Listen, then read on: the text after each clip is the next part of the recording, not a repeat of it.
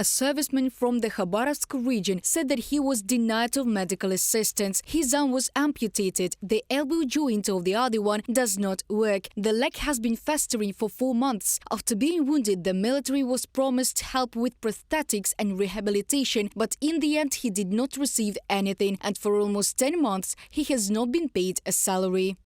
I am applying from the hospital. They don't want to accept me there, and the surgeons don't even want to come in to operate on me. I am formally in the unit. They do not give me an extract with an order that I can take a referral and undergo a course of treatment.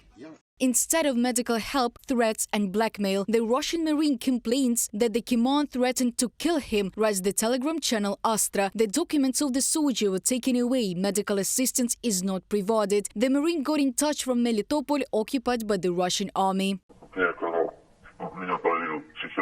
I want to have a psychiatrist check for sanity, because I have inappropriate behavior. I was with a friend, he was shocked at my behavior, what I do, how I look. I have a crazy look, I'm shaking all over, I don't know what's going on.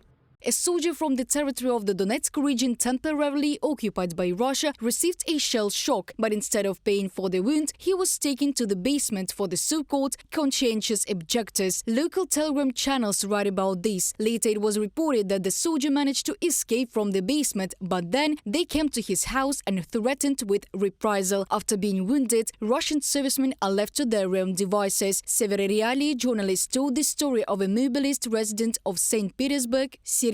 He was wounded twice in the war against Ukraine, but several hospitals refused to treat him. Now the soldier's family cannot prove that he was wounded at the front. After treatment, they plan to go to court. Amid the broadcast, a beautiful picture of what is happening there in the war against Ukraine, and I see it from the inside, all the dirt and bestial attitude towards our people, how the stars of heroes get comfortable and pleasing colonels who put dozens of our guys without putting their lives in the penny, how commandos with micro-fractures of fingers are immediately evacuated by helicopter with all certificates and state payments, while people with concussions, shrapnel in the body, fractures remain on the front line and continue to carry their cross because there are no places for them in hospitals. How do people without legs prove through the court that they lost their legs there on the battlefield and not suddenly the tram ran over? Yekaterina, Russian soldier's wife, from a social media post.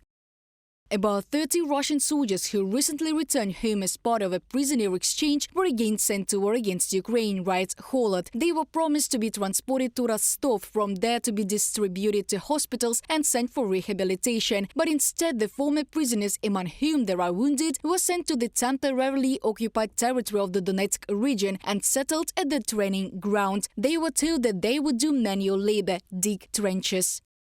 We arrived, got off the Urals, and they told us, now you will be eternal workers. I thought, again perhaps I was taken as a prisoner, Russian military in a commentary to the publication Holod. The mobilized also complain about the attitude towards them in Moscow. A video appeared on the network in which 2 Russian servicemen say that in the capital they were treated without respect and even with some contempt. There you go to the subway. If inform, people immediately disperse and call you a killer.